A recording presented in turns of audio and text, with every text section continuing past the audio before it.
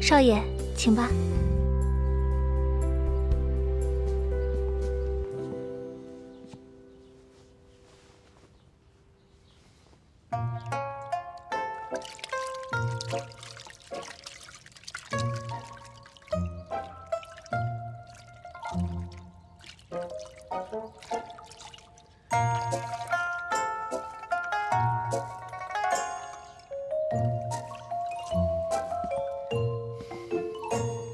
请。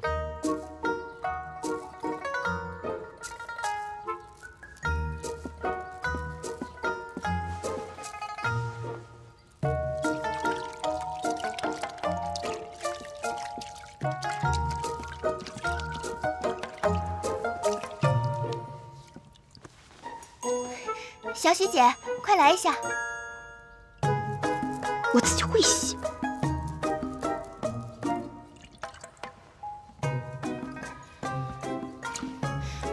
床单上有血迹，真的？我看看。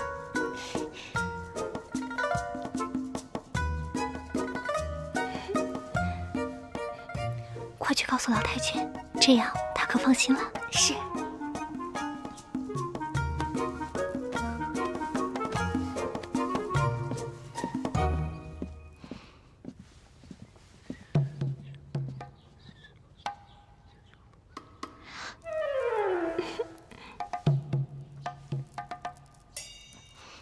少爷、少奶奶，请你们俩用完早膳之后，去向老太君请安。好，知道了。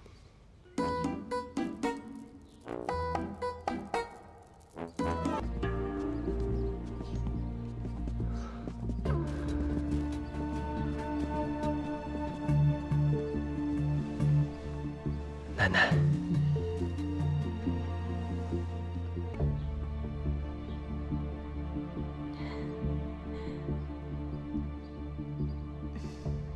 这齐府怎么清一色都是女人啊？阴盛阳衰。咦，你看看这个，刚刚还好好的，现在又咳嗽了。明艳，还不快跟奶奶奉茶？啊，天磊，快坐下啊！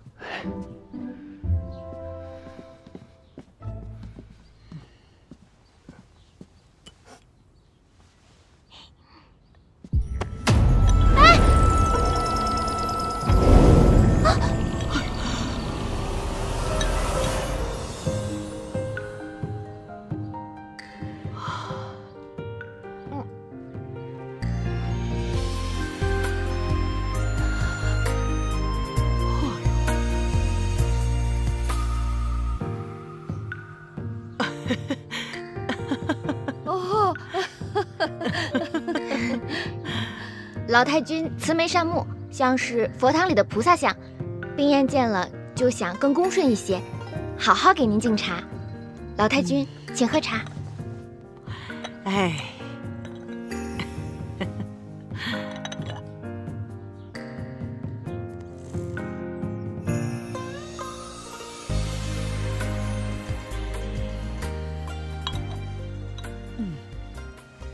祝老太君福寿安康。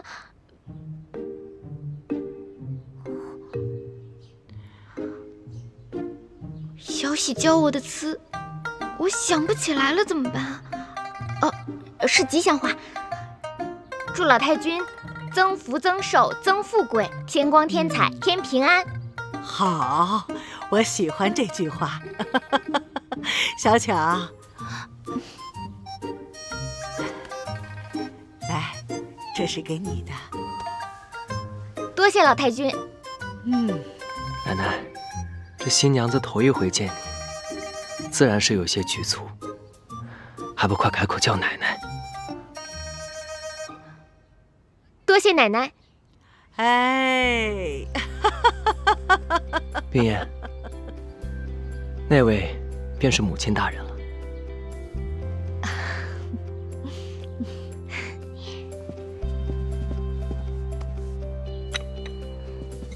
婆婆，请喝茶。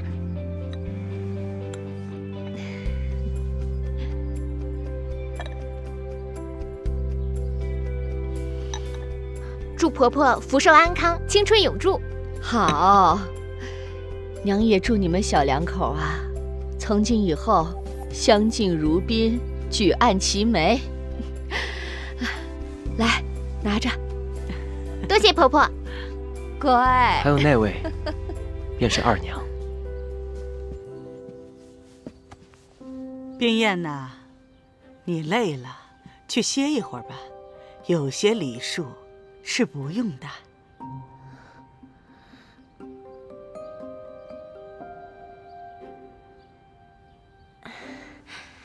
那礼数也是不能少的。三少奶奶早生贵子。多谢二娘。快坐吧。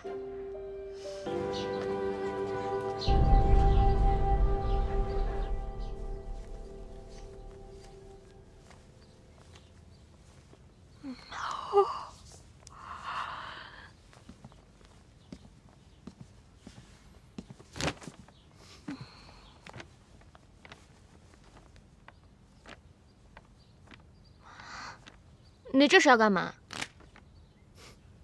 看招！嘿，这个你可玩不过我。哼，嘿，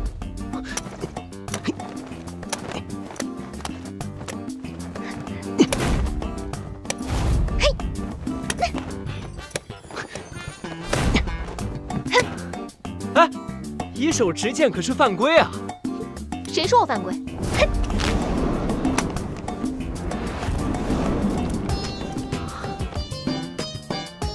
哎呀，看来你的技术也不怎么样嘛。早着呢。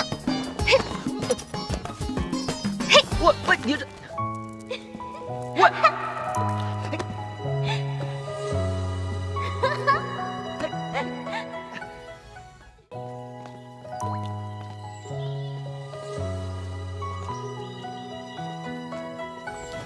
这儿呢。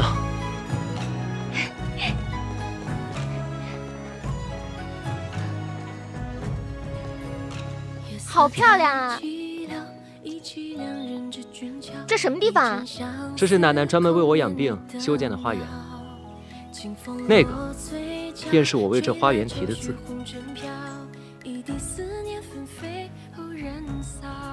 祭梯心花。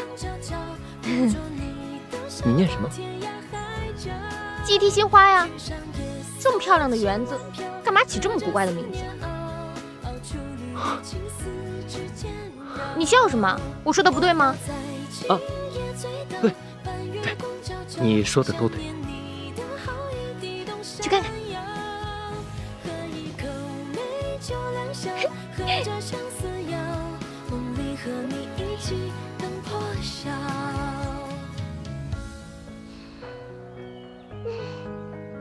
4个字念错了一半儿，知书达理的杜小姐竟然成了白字先生，奇怪。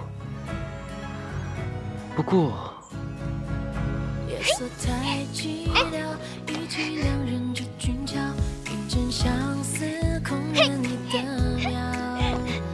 啊，挺有意思。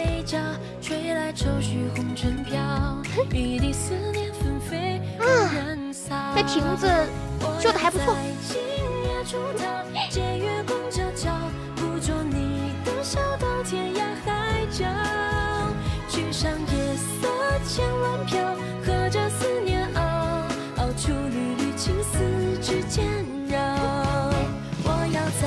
到了。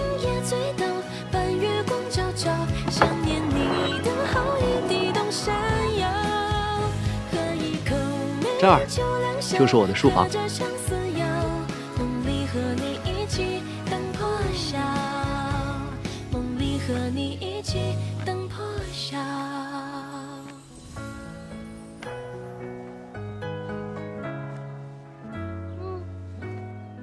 如何？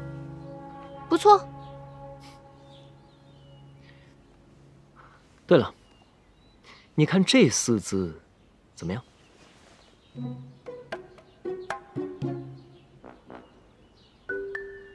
啊，可以。念念。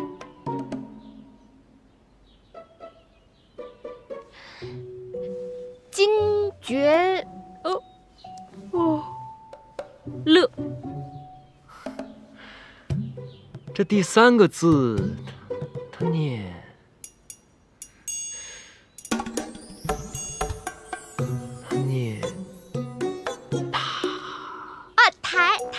台，金爵台乐，我认识，怎么可能有人连台都不认识呢？真好笑。是。你这个宅子这么漂亮，为什么建在这么偏远的地方？多可惜啊！这你就不知道了。我在这儿呢，第一，可以看书写字；第二，这有一扇门，可以直接通到园子里观景。带你去看看。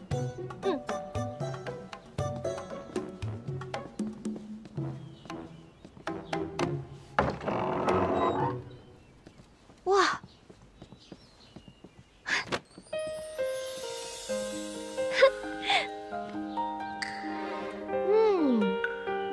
你看，那儿便是观景阁。看见那个角了没？哈，真有意思，还小鸟呢。还有这儿，便是我齐府的大门。走，过去看看。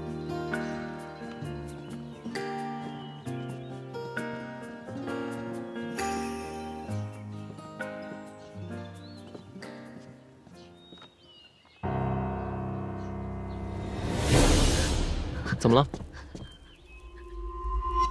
这哪是风景？这叫煞风景。瞎说，此乃本楼一景，我特地将此楼修建在此。你这个人还真奇怪，喜欢看这些荒坟堆子。喜欢啊！我每观此景一次，便醒觉一次。面对此景，鄙人不敢有一刻松懈，所以，我才会在那边的牌匾上写上“金爵始乐”。不是台乐吗？哦，对，金爵台乐。对。你也过来歇会儿。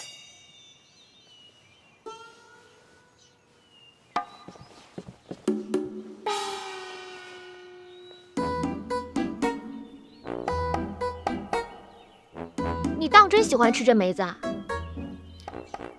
身外黄金何足羡，一日清闲一日鲜。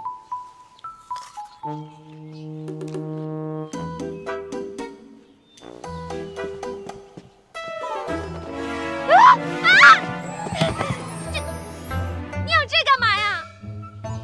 天机不可泄露。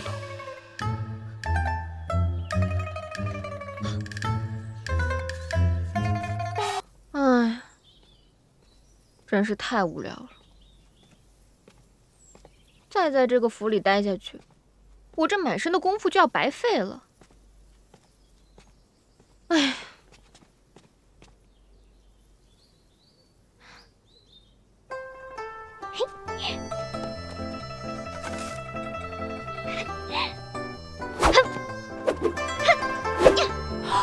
哎呀，小姐，小姐，你记住，你现在的身份是从小饱读诗书、温柔娴静的杜小姐，哪里会舞什么剑啊？我都好久没练功夫了，手脚痒痒。哎呀，手脚再痒也不行，这万一要是露出马脚了，可怎么办呀？真是太大意。哎呀，好了，我知道了，以后不练了，不练了，走。哎，你是小姐，我是丫鬟。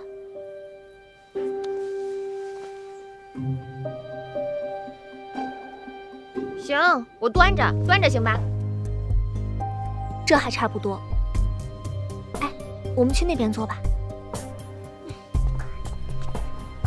丫鬟不像是丫鬟，小姐不像是小姐，有意思。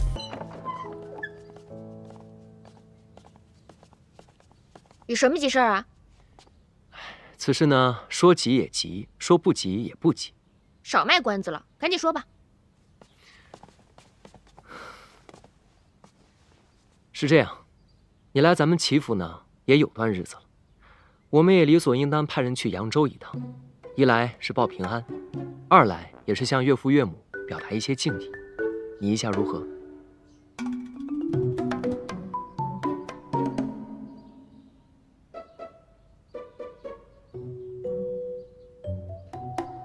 可以啊，你安排吧。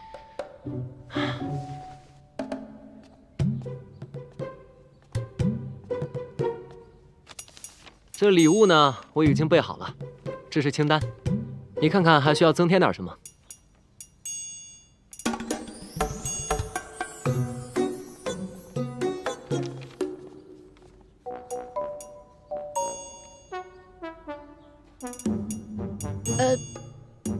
这些差不多就行了。嗯，好。哦，还有，这信我也写好了，不过我着实不知道岳父岳母姓甚名谁，名字是哪几个字，所以还要劳你这个当女儿的亲自写了。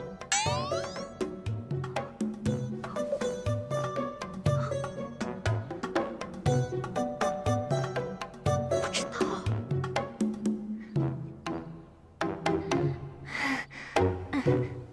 写吧，小姐。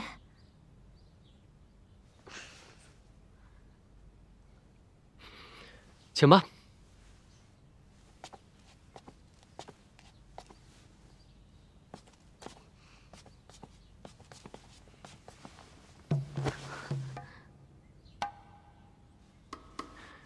请吧。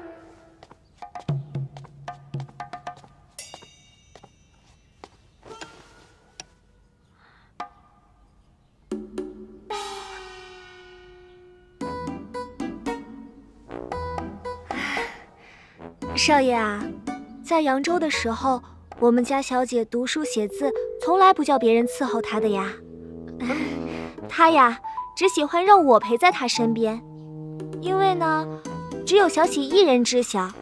我们家小姐，她写字的时候需要把这个墨研得浓浓的，这样写字才好看，你说是吧？我们家小姐啊，可写得一手好字呢。是吧，小姐？小喜，我看你就别啰嗦了，赶紧让小姐快点写吧。哎，别废话了，我写什么呀？哦，哎，小姐，这封信应该是你们夫妻两个写给扬州的第一封信吧？那依我看呢，这个信封应该你们夫妻两个一起写。小姐，你呢就写老爷杜之祥，少爷你呢就写夫人王桂花。什么祥？哎呀，不对，应该男的写男的，女的写女的。小姐，你呢就写夫人王桂花。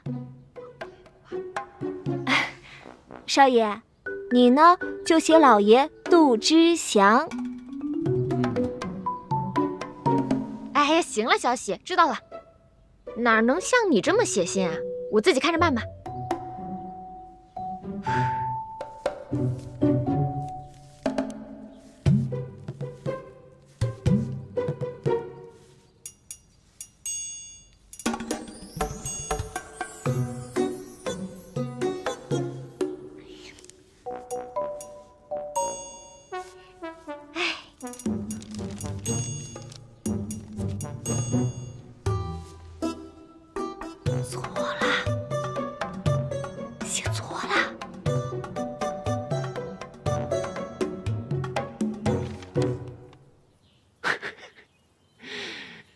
杜之阳，这3个字写错2个。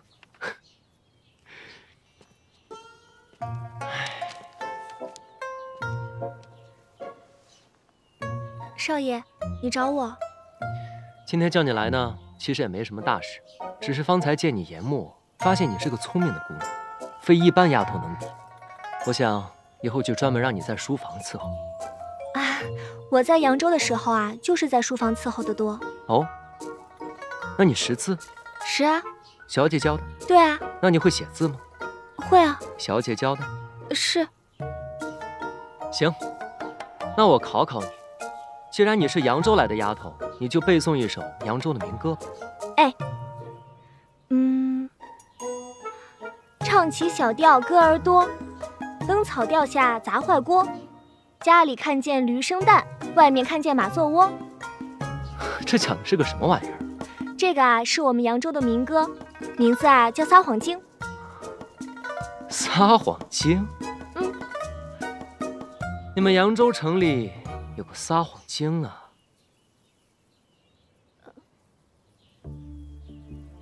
小喜，我看你就是那个撒谎精吧？我怎么是撒谎精呢？你当然就是撒谎精。你左一个小姐教的，右一个小姐教的，可你家小姐写的字东倒西歪，你倒是说说这是怎么回事？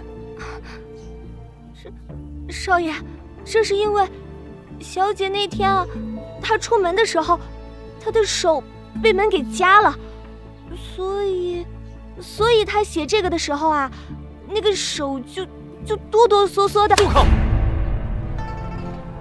你很聪明，一边研墨一边告诉人家，杜小姐的父亲叫杜之祥，母亲叫王桂花，可人家偏偏不领情，把杜之祥3个字写错了2个。你说这世界上哪有这样的女儿，连自己父母的名字都不知道，你告诉她还要写错？人家拿着竹片当宝剑，想在花园里舞一舞的，你还跑过去劝阻，叫人家扭扭捏捏的走碎步。没想到我在旁边看得一清二楚啊！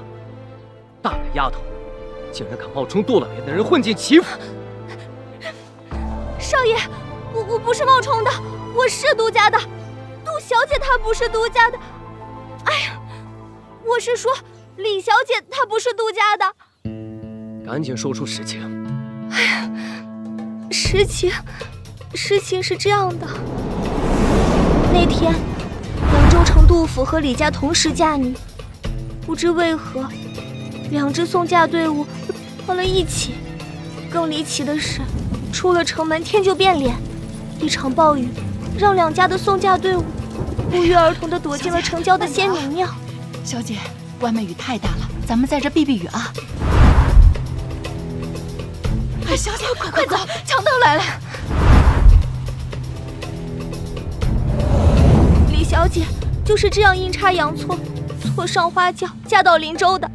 本来她是不肯来的，但是我们跟她说，她和冰燕小姐是同病相怜。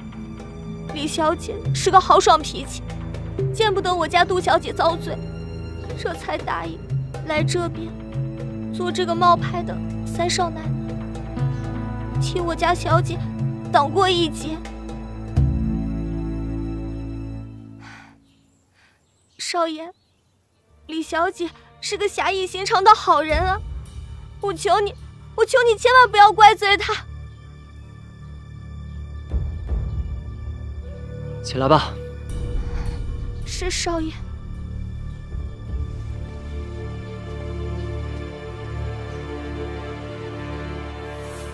你方才所说之事，除了我之外，不可以告诉任何人。从今往后，你在府上少说话，多做事，谨慎小心，不可露出任何马脚。是少爷。还有，此事也不可以告诉3少奶奶。你若是敢走漏半点风声，严惩不贷。记住了。记住了，记住了。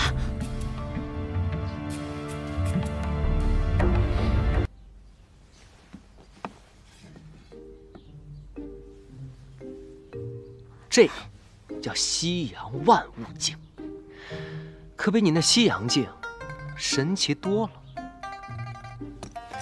它想看哪儿就看哪儿。真的？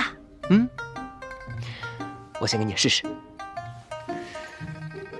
那咱们先看哪儿呢？咱们就先看看扬州吧。扬州在哪儿呢？哎，到了，这就是扬州。哎，这是哪儿啊？门儿还挺大的。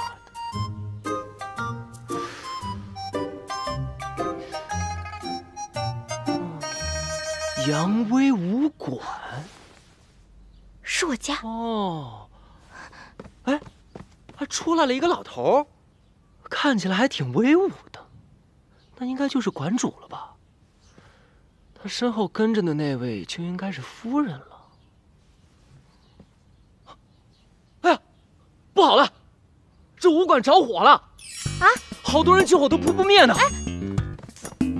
怎么好端端的着火了呢？这馆主不听夫人规劝，冲进火海里去了。啊，这夫人也晕过去了。阿娘，你给我看看，哎，在哪儿啊？哎，你再仔细看看。哎呀，什么都看不见啊！就在那里面，你肯定能看到的。在哪儿啊？在哪儿啊？就在前面呢。他们俩，他都进去了，他夫人还在门口晕着呢。快一点，你肯定看得见。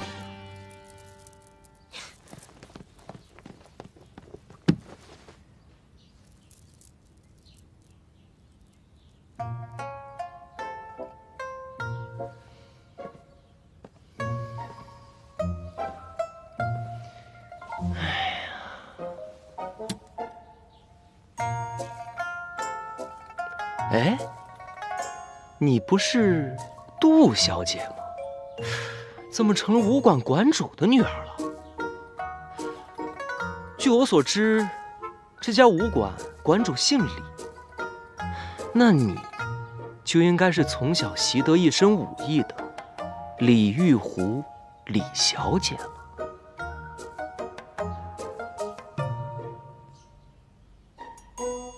没错。我就是李玉湖，你要怎么样吧？我不把你怎么样，你爱怎么样就怎么样，你愿意怎么样就怎么样。实话跟你说了吧，我来你们齐家，就是代替冰燕姐姐受罪来的。我还就喜欢你这样的英雄气概。媒婆都跟我说了，等你死之后，就把我送回扬州。不得了啊！不得了，咱们齐府又多了一个盼着我死的人。我不是那个意思，我不想让你死，我想让你活着，然后跟冰燕姐姐换回来，把你还给她。武馆馆主的女儿果然大度，就那么舍得把我拱手相让。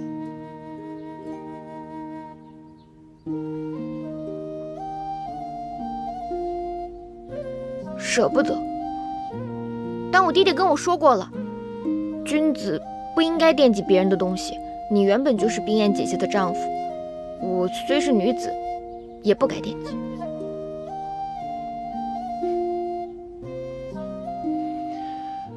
那如果袁大将军就偏偏看上了杜冰燕呢？不可能。那万一你的冰燕姐姐偏偏就看上了袁大将军呢？不可能，不可能，不可能！哎，你可别把话说得那么死。这世间男女情爱，最是琢磨不透，都是上天注定的。哼，我冰燕姐姐可是天上的仙女，她才看不上爱舞刀弄枪的大将军。那你喜欢拳脚功夫，不也让我这个齐三少爷心心念念吗？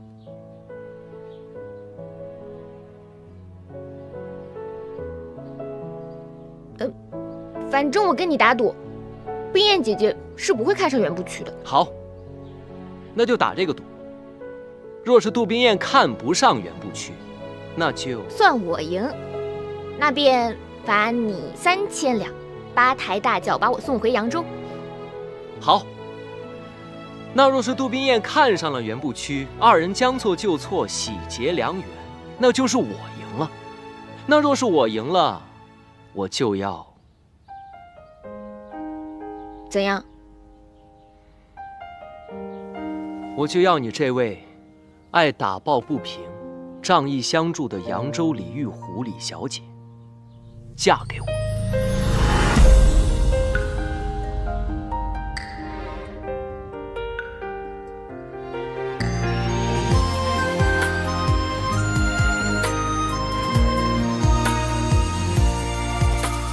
鸟语花开穿空气，为一缕香追忆。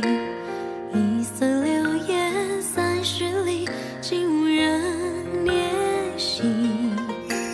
清静出身风雨息，雁归落叹息。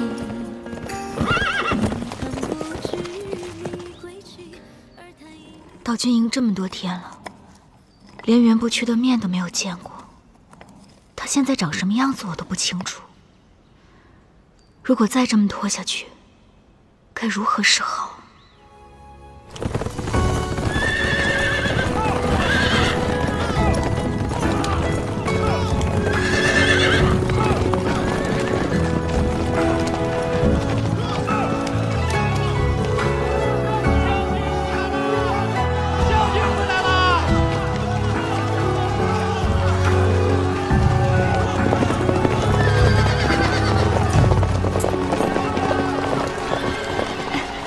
将军呢？将军不是得胜回营了吗？不是他们刚刚都过去了吗？大将军打了胜仗回来了。终于回来了。周大夫，这么晚了还没睡呢？啊。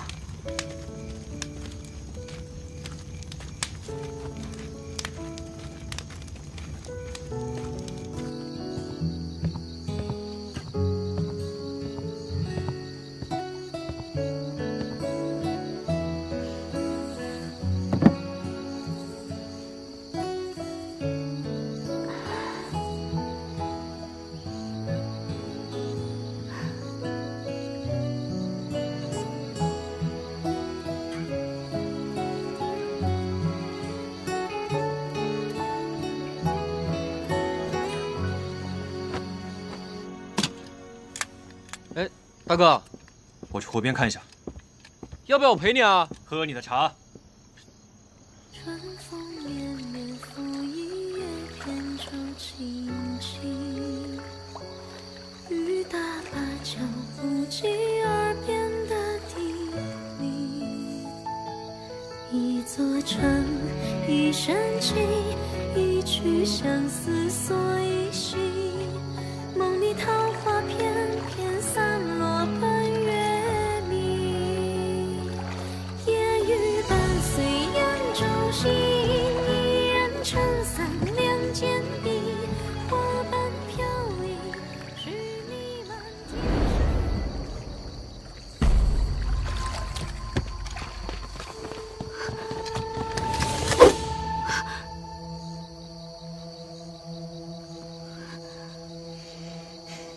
这里是军营重地，女子禁术，你是怎么混进来的？你是谁？从哪儿来的？速速招来，莫让我动手！你先让我把衣服穿上再问，不行吗？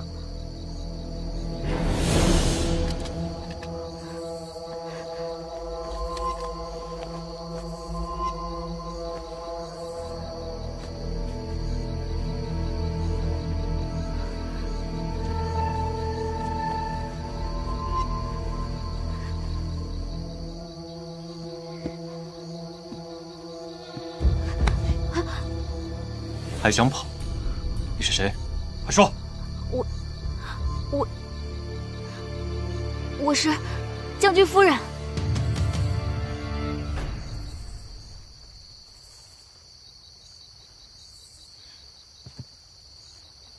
你说什么？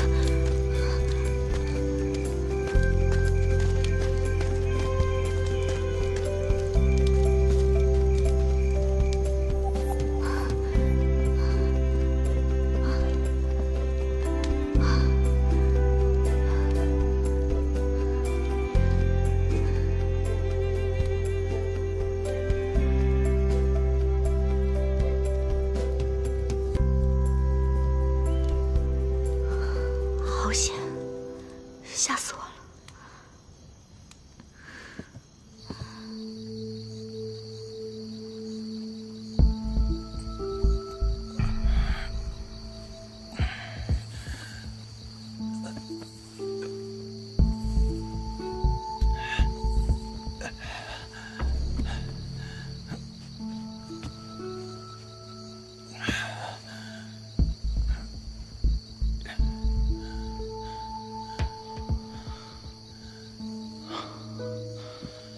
这难道是在做梦吗？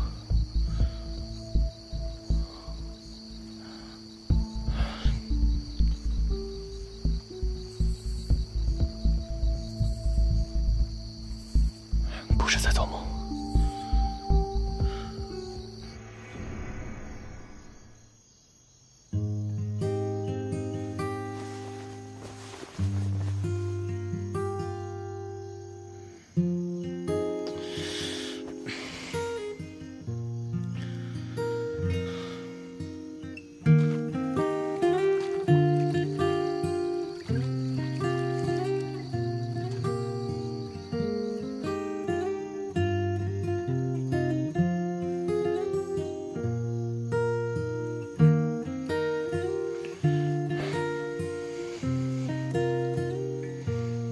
你是谁？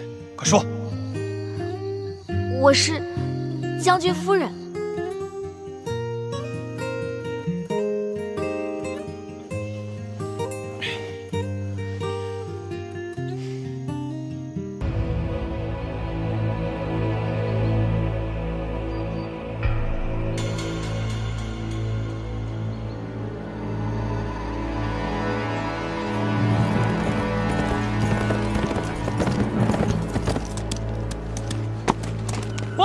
敌军共有4支部队，现左中右3支合围，还有1支去向不明。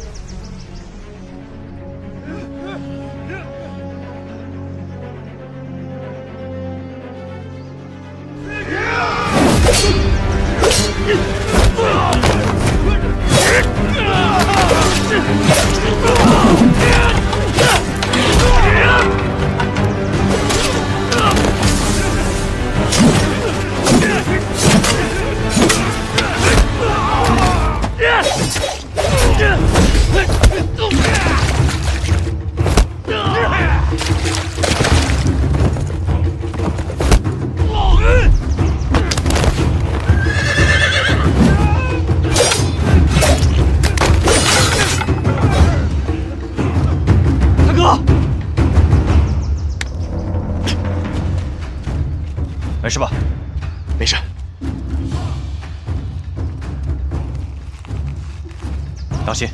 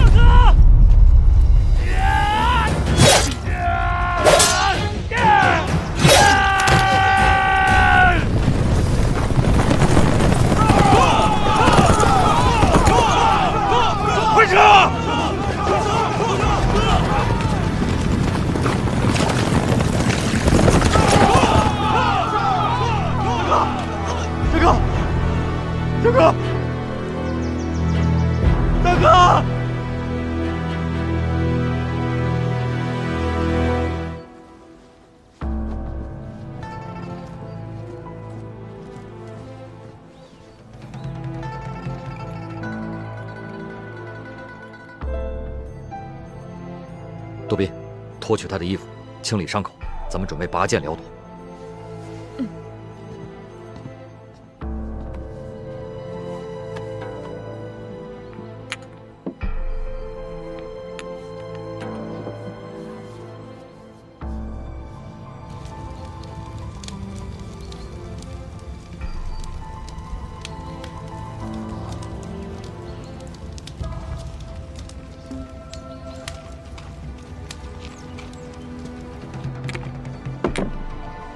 还愣着干什么？脱衣服呀！哦，快！哦。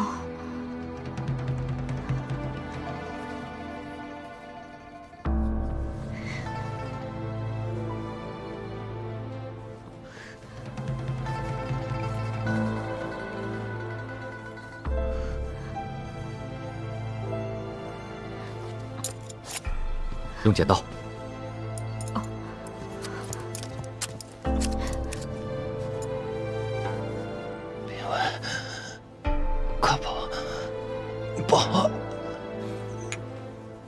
杜宾，好，麻沸散。哦，剪刀给我。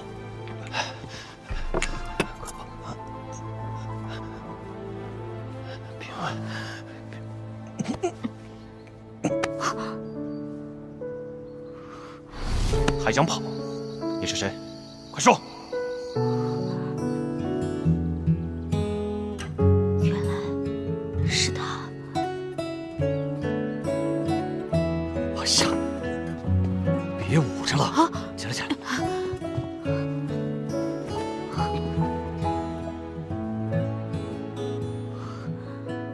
让开让开！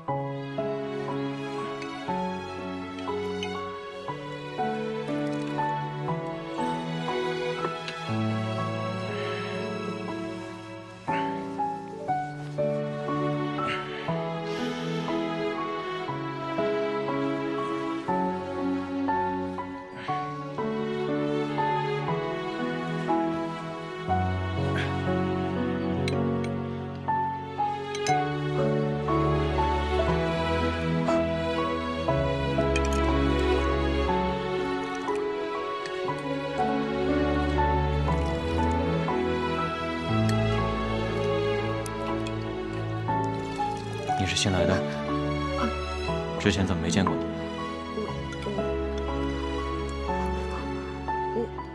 我是医徒杜宾。就是沙平威经常跟我提起那个杜宾。正是。怎么长得像个姑娘？哦，将军，您伤还没好，快坐呀！快请坐。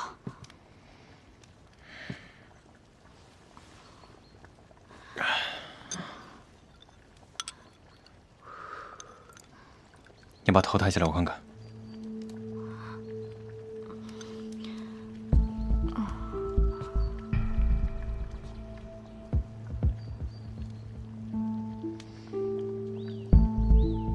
我是不是见过你啊？是吗？哦，是的。在哪儿？就是那天，您忘了？您得胜回营，我跟着营里的弟兄们去广场上欢迎您。那个时候您在马上，我在马下，您好像还跟我点头示意呢。啊，将军，您该喝药了。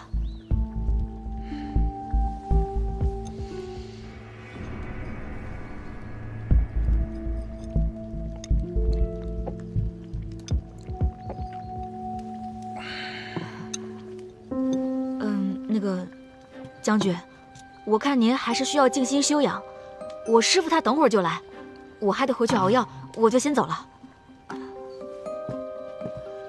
哎，杜宾，你先别着急走，过来坐一会儿。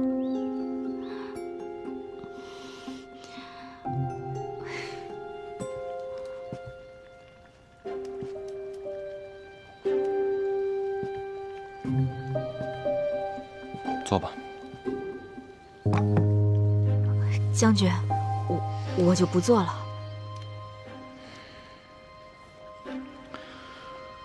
听你的口音，扬州人。是扬州人。扬州有个扬威武馆，知道吗？知道。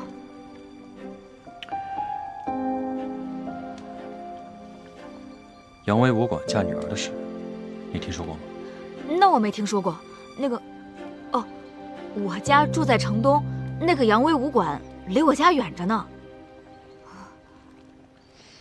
这样，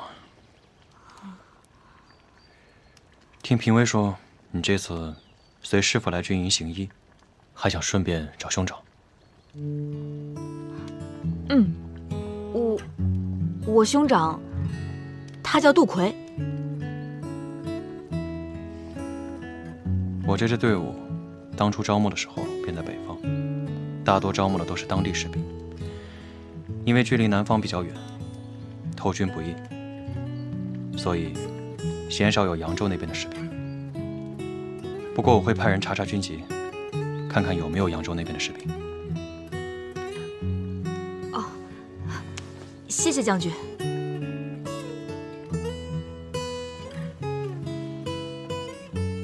杜宾，你是听谁说的要来荆州找你兄长？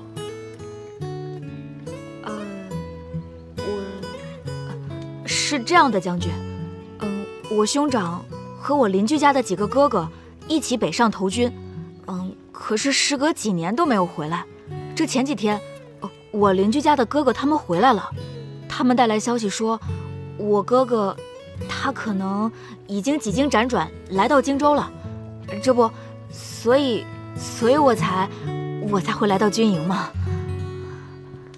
先生，将军，师傅，你来了。将军感觉如何？好多了。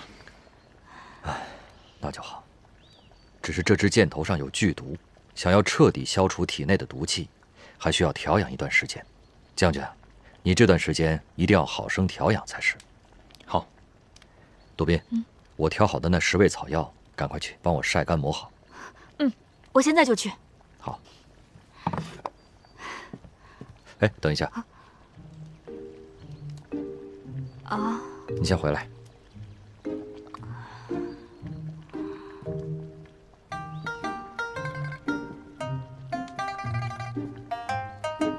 将军，这箭伤调养之事，容不得马虎。我看你这大帐之内，连个士兵都没有，不如这样，我把杜宾留下来照顾你，你看如何？好啊，只是今后就要劳烦杜宾小兄弟了。师傅，我那10味草药还没弄好呢，不如我明日再来吧。不用，你就照顾好将军就好了。将军，告辞了。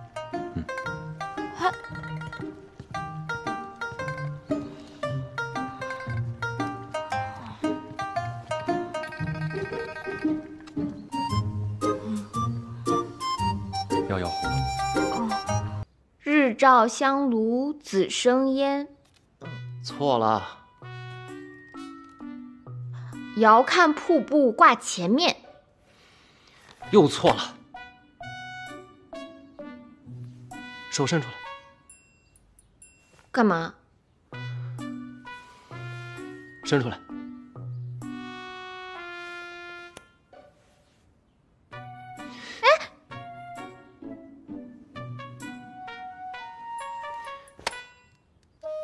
这都念不对，再来。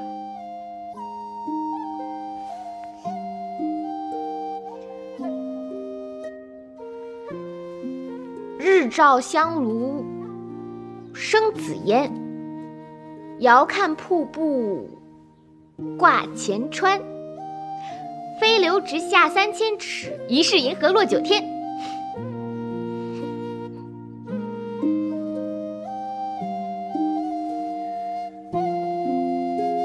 伸出来。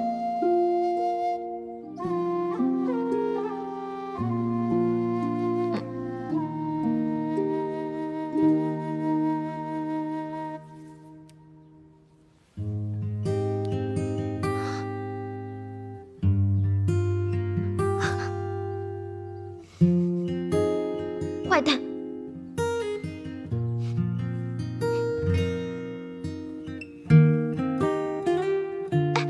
包小小来了，快坐，渴，快渴！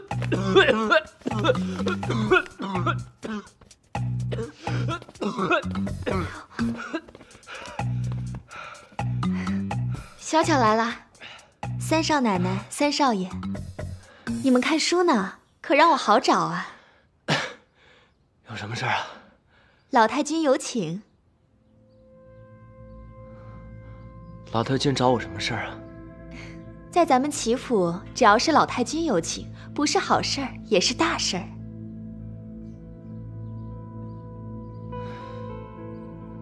好，那你回去告诉老太君，我跟边野一会儿就来。好，那我先告退。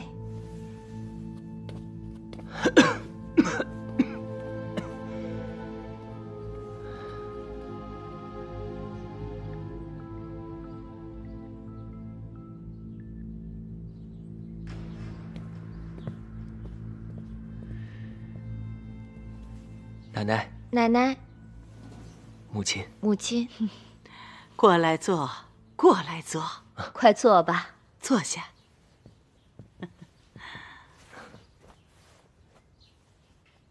冰燕呐，听说你在娘家的时候经营过18家商行，可有此事？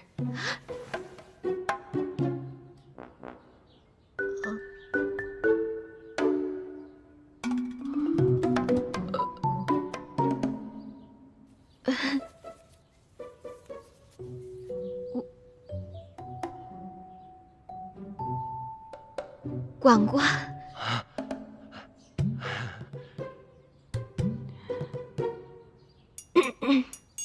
以前，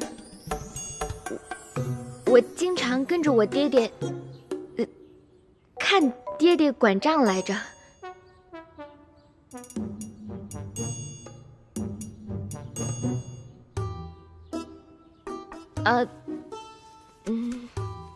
我爹爹就让我试着管了几家，看我管得还不错，就说等我18岁之后再让我管理几家来着？18家啊，管理18家，对，18家。然后我还没到18岁呢，就嫁到林州来了，所以实际上还没有管到18家呢。已经很不错了。你一个女孩子，小小的年纪就跟着父亲管理商行。奶奶我25岁才开始管理商行。天磊啊，你这个新娘子比奶奶当年我要有能耐得多。坐吧，坐吧。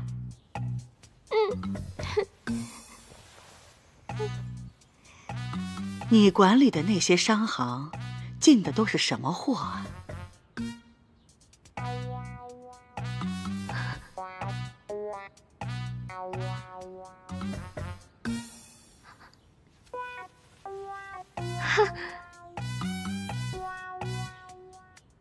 木头，都是木头，奶奶。你们家商行经营的都是木材生意？没听说过呀。您没听说过呀，奶奶？其实也不全是了，我经手的2家卖的都是建房子、打家具的好木料，剩下那些边边角角的木料，我觉得扔了可惜，就把它们扔给2家小店铺，让他们当柴火卖。想不到他们还蛮有生意头脑的，卖得很好。后来在扬州买了好大块地呢。你笑什么？他们真的买了好大一块地。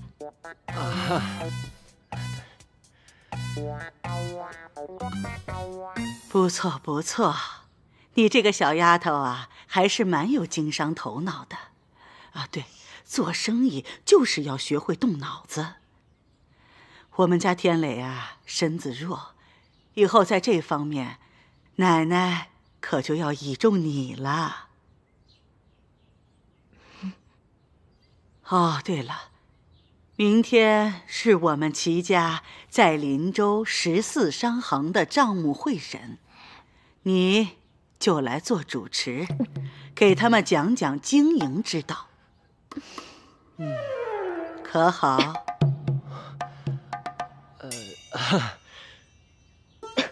那个奶奶啊，冰燕她刚到林州，这人生地不熟的，我看此事还是交给柯表哥主持比较好。哎，事情都是从不熟到熟的嘛。对。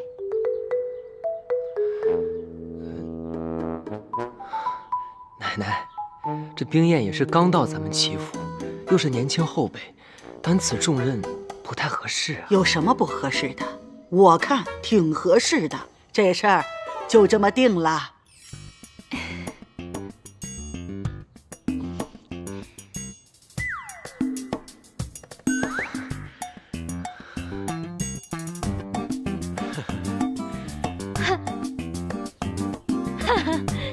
嗨，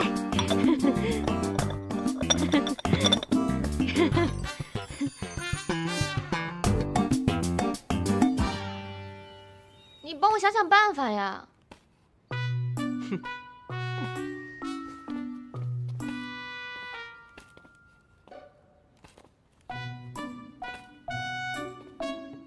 哎，小姐，你的脸上怎么都是汗呢？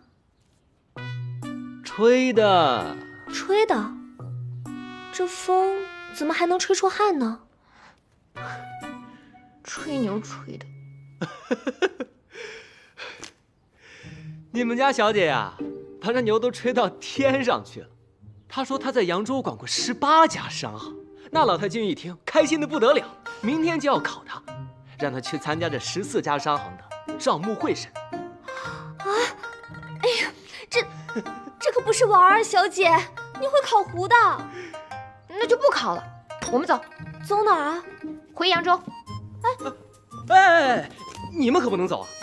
你这脚底抹油一溜，那岂不是麻烦就大了？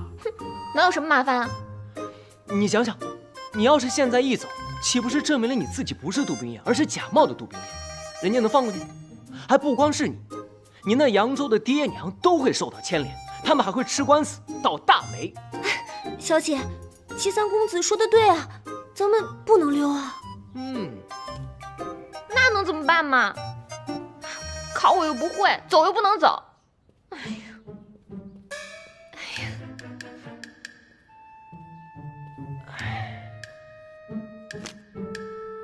这要我说呢，就考。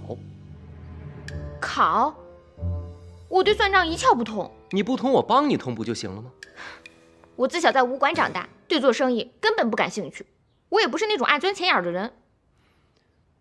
这话说得好啊！知我者，侠义人士扬州李玉湖李小姐是也。不过这句话可不能明天说，明天得换一个说法。说什么？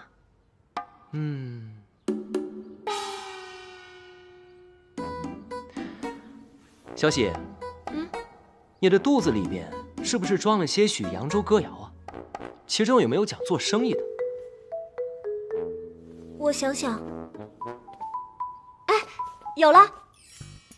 买卖不算账，生意呀难兴旺啊！对对对，就这样的，继续说。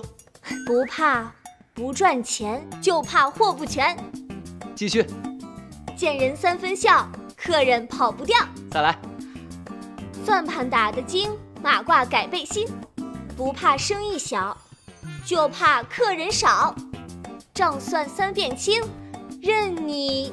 就到这儿，打住。可我还有好多呢。小喜啊，你是个聪明的姑娘，歌也背得妙，字也写得好，所以呢，我安排你2件事。第一件事就是把你刚才背的用纸和笔全都写下来。第2件事就是为我和小姐准备夜宵，今晚我们要打通宵。是，我马上去。都不让人睡觉的吗？谁让你平时不用功，逍遥自在的？这就叫平时不烧香，临时抱佛脚。哼，哎呀，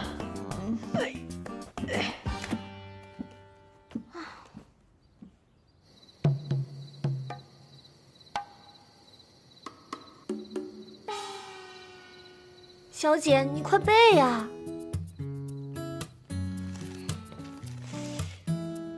买卖不算账，生意难兴旺。不怕不赚钱，不……哎呀，小姐又错了，重新来吧。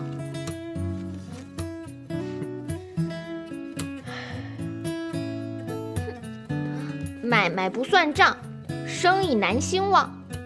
不怕不赚钱，就怕货不全。见人3分笑，客人躲不掉。做商变行商，财源达3江。哎呀，对了对了，这次全都对了，一句都没错。小喜，你已经办好了2件事情，我再交给你1件。你去外面找个暗处藏起来，看看有没有人偷听。哎，我这就去。你看，我都会背了，这次能顺利过关了吧？还不能过关，你还得再背几首才行。那你赶紧教我呀！不着急，我先教你点其他的。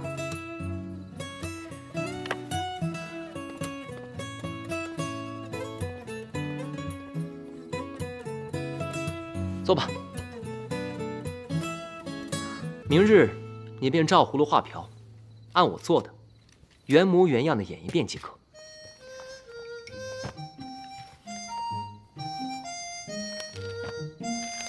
这查账本一定要样样查对，口中轻念项目目录，达到心口合一，手眼合一。哎呀呀，我会，没吃过猪肉，还没见过猪跑吗？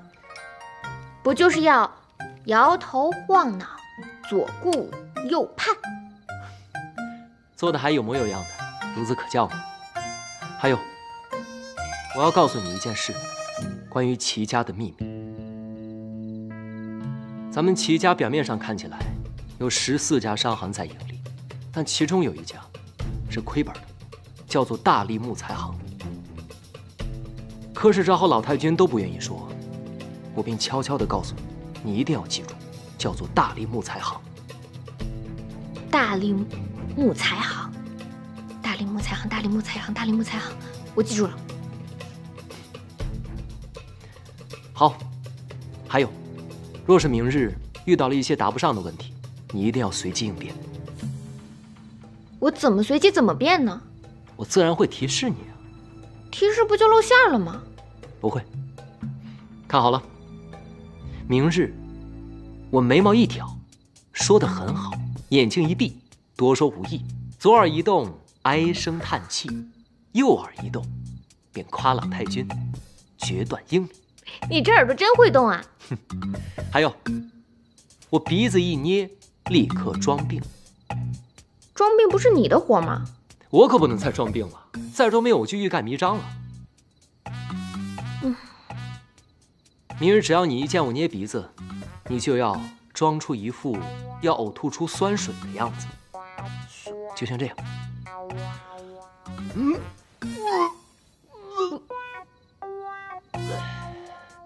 你这是喝多了吧？你又吞进去了。那你来试试。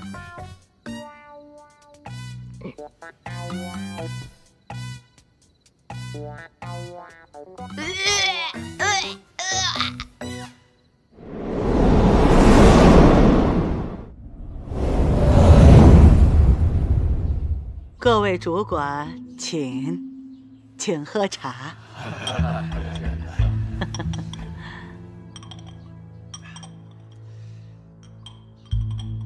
小姐，放轻松，别紧张。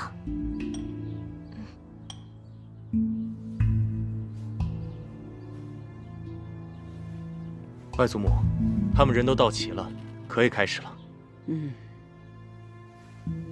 各位主管，今天我要给你们介绍一个人，她是我的孙媳妇，杜冰燕。她娘家在扬州是有名的大商户，16岁她就开始管理商行。今天特意带她到这儿来跟大家见个面，致个礼。冰燕，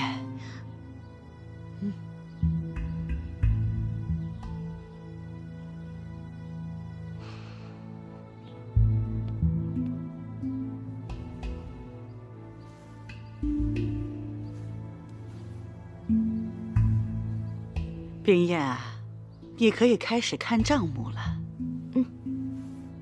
外祖母，既然表弟妹是商贾世家，誉满扬州，不妨先让她说说这杜家的经商之道，以及投资之窍吧。您看如何？有意思。哎，冰燕啊，那你就跟大家伙说说呗。在座的诸位都是行家，冰燕在这里班门弄斧了。说到这行商之道、理财之窍，想必各位都很清楚。小时候我爹爹也教过我，这个道理可太长了。可是我们扬州人做生意喜欢长话短说，所以我就跟大家说道说道。要是说得好，请诸位捧个人场；要是说得不好呢，就请诸位多多包涵。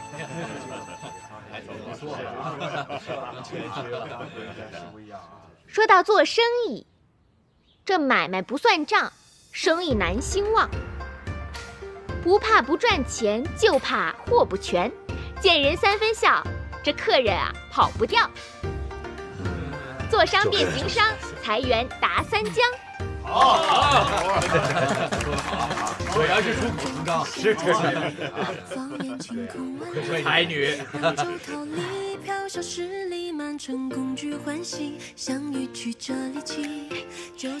这算盘打得精，马褂变背心。不怕生意小，就怕客人少。绳捆3道紧，这账算3遍才能清。这消息抓不准，买卖得亏本。好，言之有理啊！这问不烦，挑不厌，生意兴隆，客满店。一样货百样卖，嘴甜似蜜，卖得快。货畅其流，利无尽头。本大利宽，薄利多销。随行就市，水涨船高。鸡要卖叫，鱼要卖跳。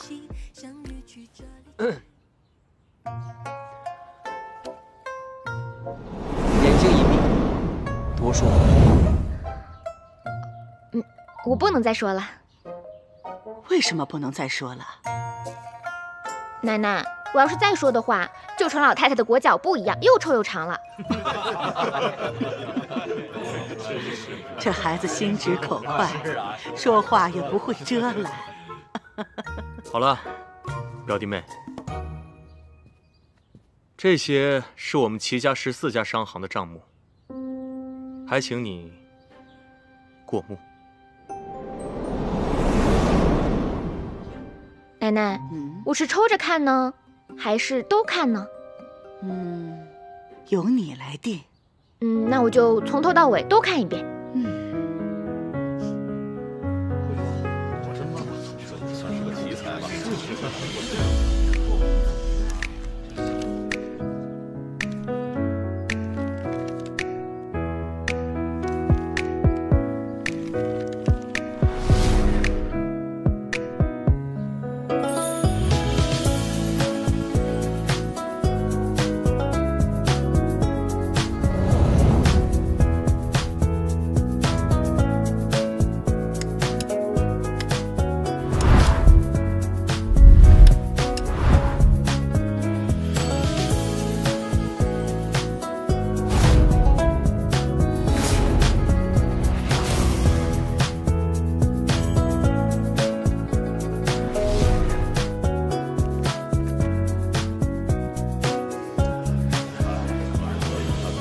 奶奶，这些账做的都挺好的，就只是有一家动了歪心思，有些弄虚作假。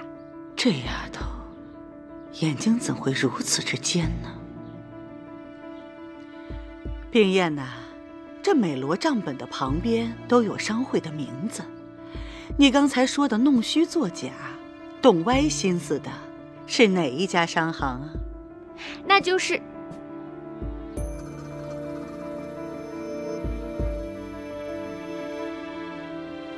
这叫什么名字来着？哎呀，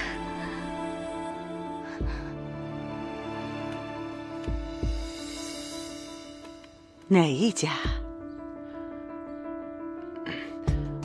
叫什么木材行？没关系，你就大胆地说吧。我得套出来。奶奶，我呀有个能力，就是能听懂大家心里打算盘的声音，他们会和手里的算盘打架。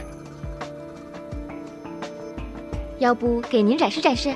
好啊，各位，咱们一起来看看三少奶奶的本事。各位大主管，算盘打起来！好，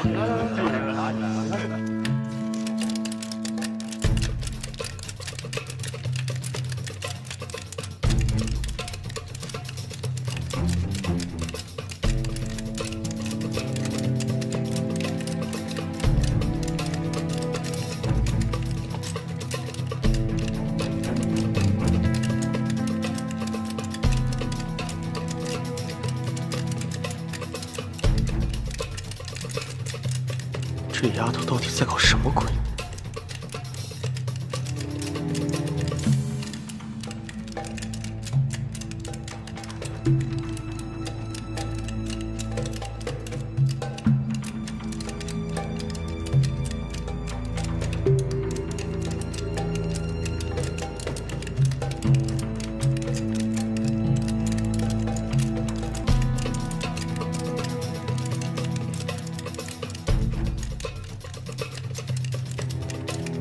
停！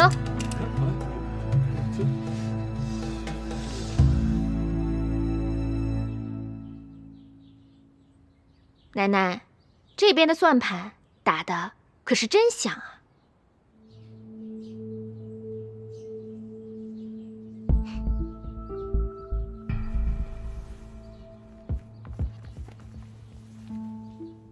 童叟无欺，生已精；诚信经营，生已兴。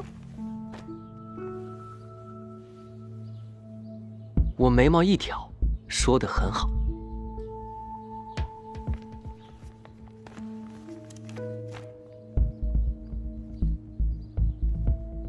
要想生意好，这账啊得算清。就是他。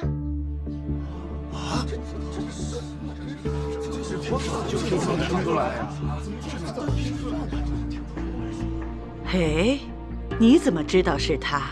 你可真神呐！冰燕小姐，只是粗略地看了一下账本，便能找出我们的问题，真是个行家。歪打正着，歪打正着。奇怪，这账都做平了，他怎么知道大林木材行亏本的？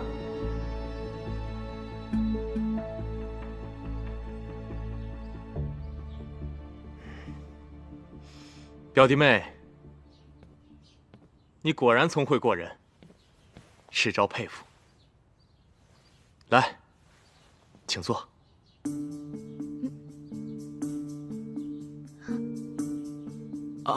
请坐，请坐。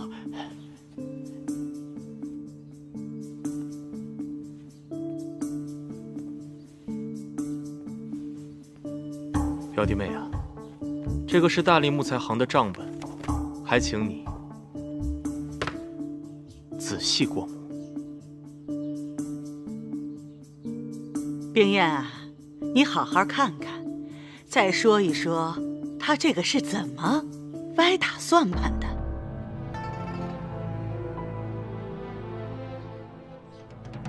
这该死的怎么还不说话？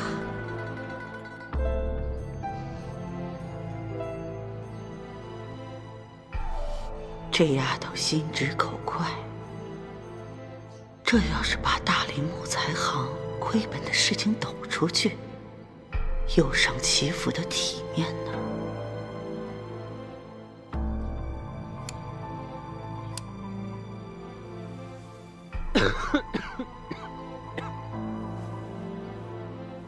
明日只要你一见我捏鼻子，你就要装出一副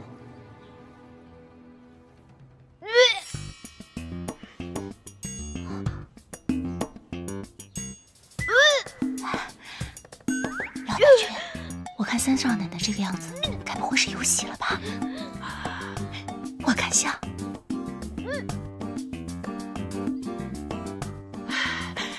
冰燕，冰燕，冰燕，冰燕，哎呀，这账不要看了，也不要再算了，你赶紧到房间去休息吧。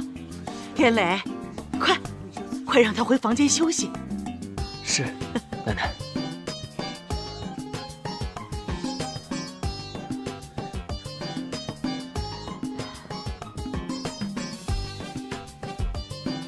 小巧，你快去帮忙。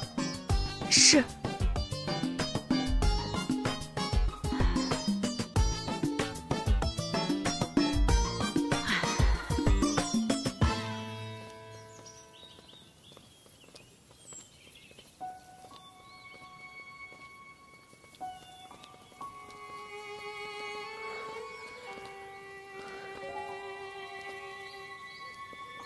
就到这儿吧，小巧，回去告诉老太君就放心吧。没事的，还是先让我把三少奶奶送回去吧。不需要了。好。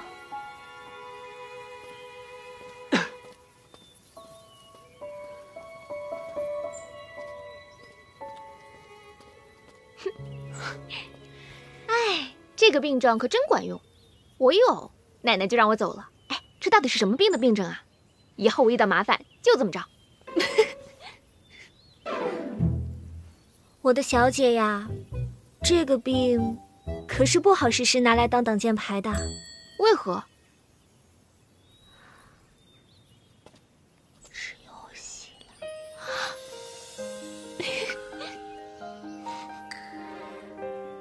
天磊，你坏！哎，你自己吹牛惹的祸，我连滚带爬的帮你过了关，你还说我坏？你怎么不坏了？教我捂酸水。那别的病你也装不像啊。生小娃娃的女人才捂酸水呢。明白了。小喜你也坏，才告诉我。我告诉你啊，这小喜不坏，我也不坏，我又没有把小娃娃从你脚底心塞进去啊。你坏，坏死了！你坏，坏死了你！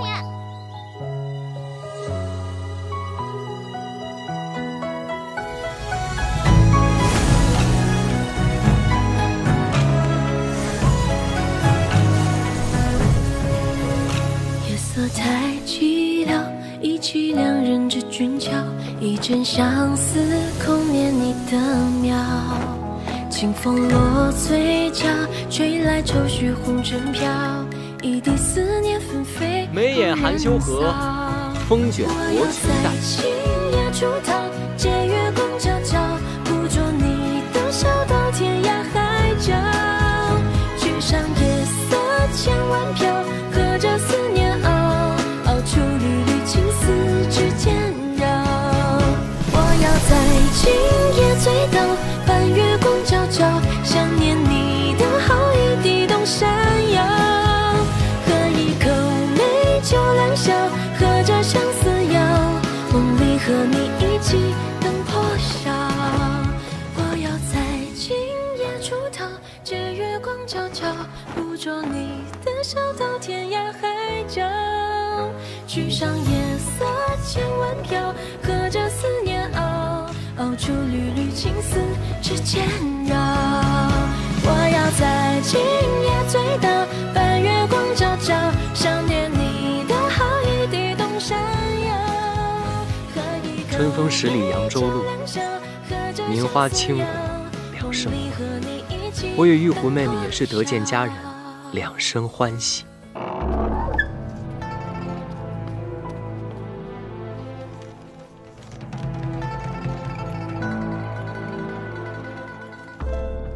柯少爷，柯少爷，三少爷和三少奶奶在那边练武呢。三少爷身体没病，他在练武。别打了，小姐饶了我吧，小姐，我再也不打了，小姐。我敢赌咒，如果我看坏了眼，我不得好死。你什么意思？就让我看这个？千真万确，我刚才真的看见他们在练武。好了，冰叶。好了，这种事没必要赌咒这么严重。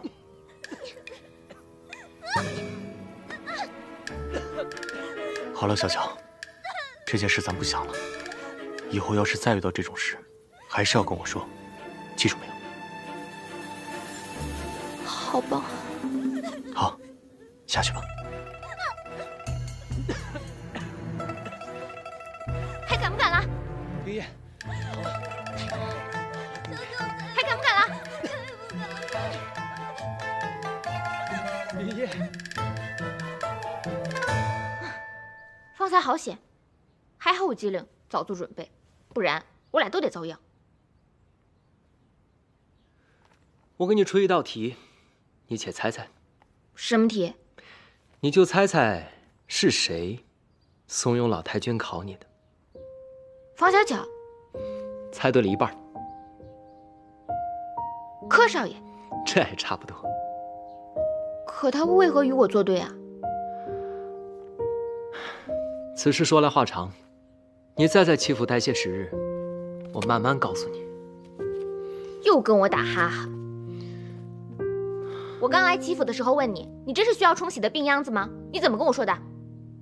哎，这事儿一两句话是说不清楚的。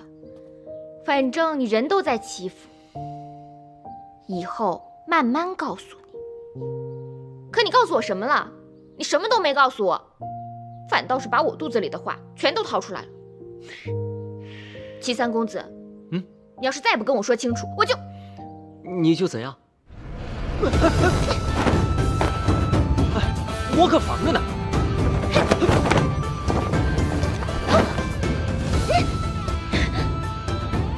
病装病。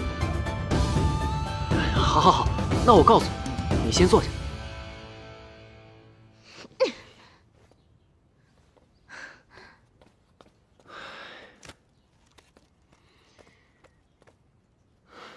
行，那先且说这齐三公子为何有病变无病，无病变装病？你能不能不要这么多废话，赶紧说吧。好，好，好，我说。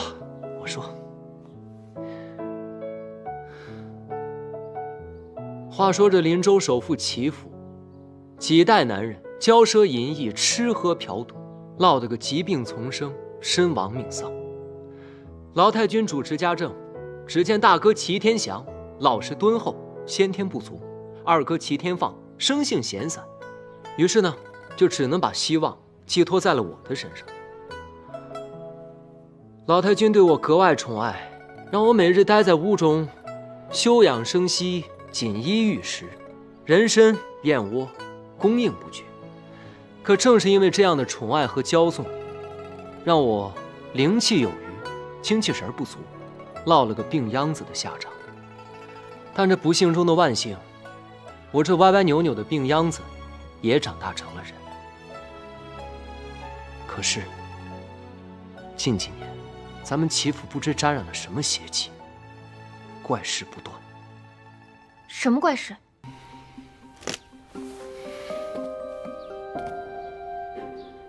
先是我那老实木讷的大哥齐天祥，精神一天比一天萎靡，原本健健康康的一个人，忽然之间就再也叫不醒了，就这么离奇的死掉了。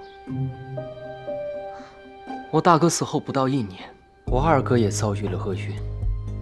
我二哥齐天放生性闲散，但并不娇宠，身子骨比我还强出了许多。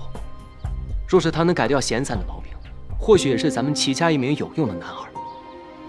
可就在那个夏天的晚上，天气闷热，二哥齐天放开敞门窗睡在凉席上。夜深人静之后，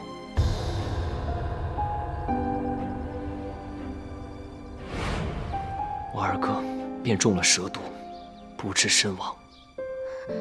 这太蹊跷了，好端端的齐府，为何有这种毒物？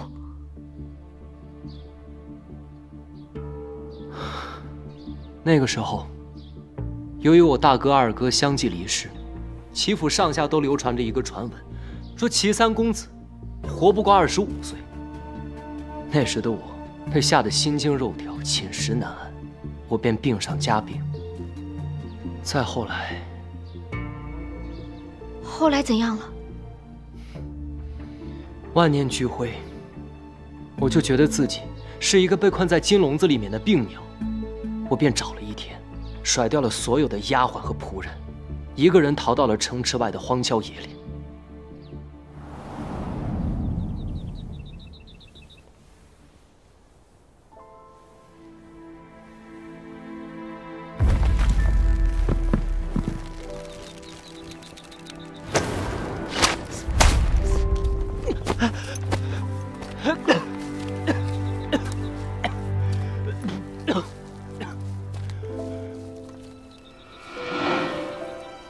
救下我的人，便是我的恩师刘若谦。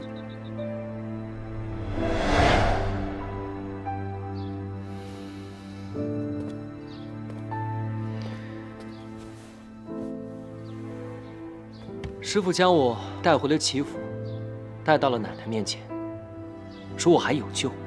奶奶便将他留到了齐府，他便成了我的师傅，还传授了我一身武功。这么说起来，你还真是不容易。想起以往，恍如隔世。恩师就是我的再生父母。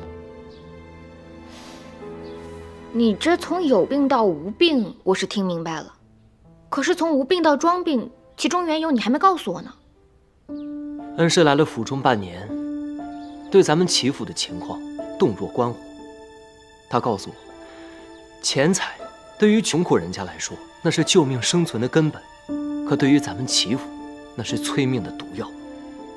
别看这亭台楼阁、碉楼玉柱，这齐府里面的人，早已变身豺狼，杀心四起。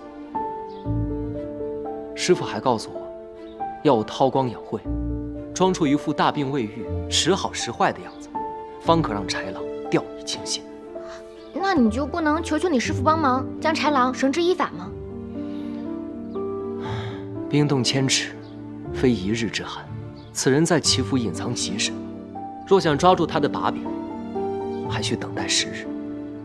我看你们这齐府，根本就没什么好待的。那你是想回扬州去了？你们齐府就是泥塑的金刚，外头看着亮，里头黑得很。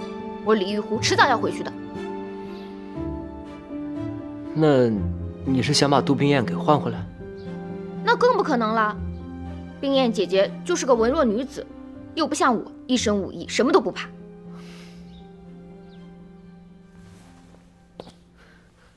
玉湖小姐此言一出，价值1000金。我齐天磊不求天不求地，但求玉湖小姐留下来，助我一臂之力。我为何要助你一臂之力？你忘了，我不也助你一臂之力了？要做什么？捉狼。玉湖妹妹从小练就一身武艺，乃江湖侠义人士，不知意下如何？